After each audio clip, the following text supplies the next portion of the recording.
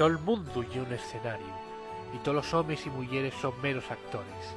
Tienen lesos salíes y lesos entraes, y pueden representar muchos papeles, siendo los actos en 7 edades.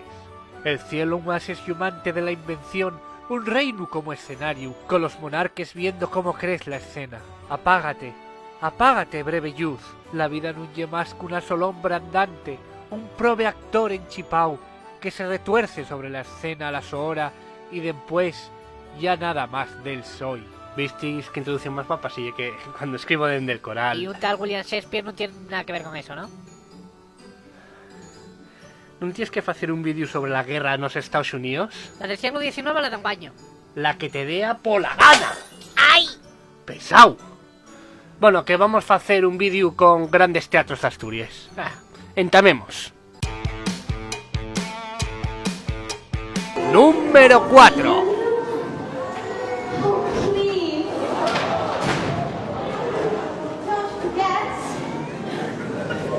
El Teatro Prendes de Candás inauguróse el 1 de xineru de 1956, proyectando la película The Naked Jungle, que se conoció en castellán como Cuando ruge la marabunta. En xunetu de 1993, con el objetivo de promocionar cualquier tipo de actividad sociocultural dentro de estas instalaciones y otras que pudieran desarrollarse, del Concello de Carreño constituíse el Patronato Centro Cultural Teatro Prendes.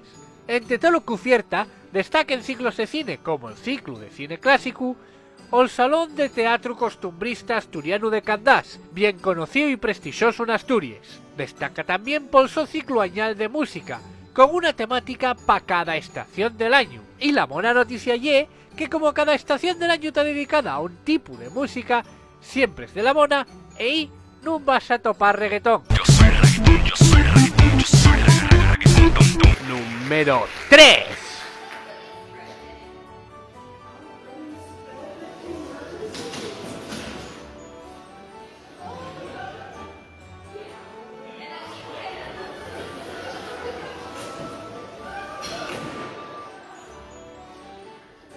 El Teatro Vital Aza inauguróse el 5 de agosto de 1954, proyectando la película Duel in the Sun, Duelo al Sol, y fue el resultado de una propuesta que tenía el fin de proporcionar una mayor oferta de ocio en la pola chena.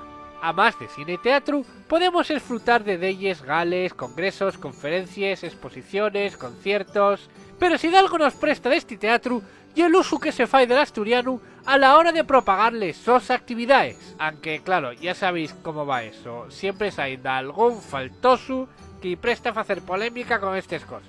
This is stupid! This is stupid! Stupid, stupid, stupid, stupid, stupid, stupid,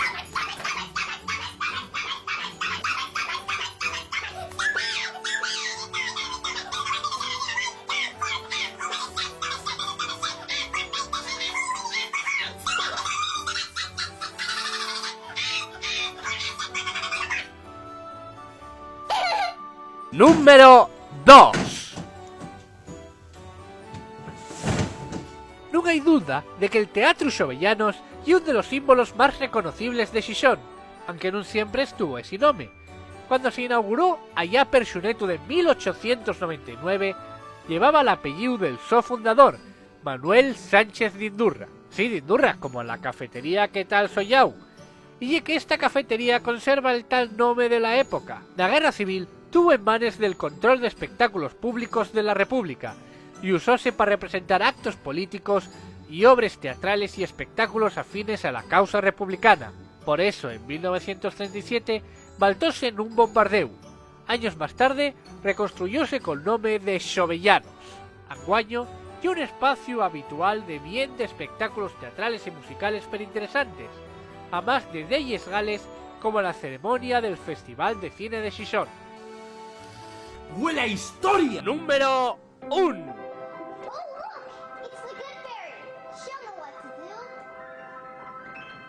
Not to fear, little children. I will help. El bien conocido Teatro Campoamor nació en 1892, cuando en Uvieu iba creciendo la burguesía, y... bueno, voy a dejar este meme pa' que fale por mí.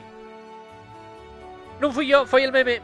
El caso ye que entamos a ver demanda de ópera y obras de teatro de temática burguesa, así que abrieron este teatro. La primera obra en representarse fue Les Huguenots.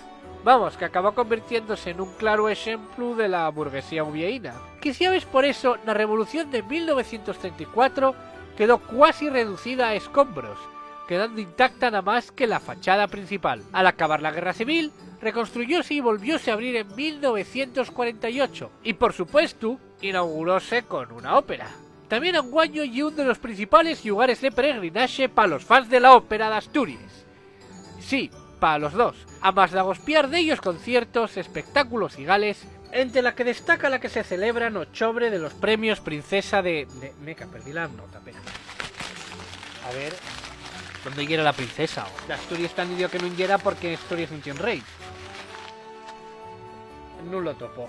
Bueno, y igual, el caso es que son unos premios muy prestigiosos que acuellen a algunas de las personalidades más importantes del mundo de las artes, las ciencias y la cultura. Los premios estos son, pues, como los Vengadores, pero con trajes mucho más caros. Y hasta aquí este refrito tan teatrero. ¿Cuál es el tu teatro preferido de Asturias? Cuéntanoslo en los comentarios. Nos cerramos el telón y vémonos del viniente programa. Muy cliché eso de ser retelón y todo eso, ¿no? Pero qué coles de aquí. Va a decir que soy poco original, una copia mala y barata de a toda leche. Manda narices.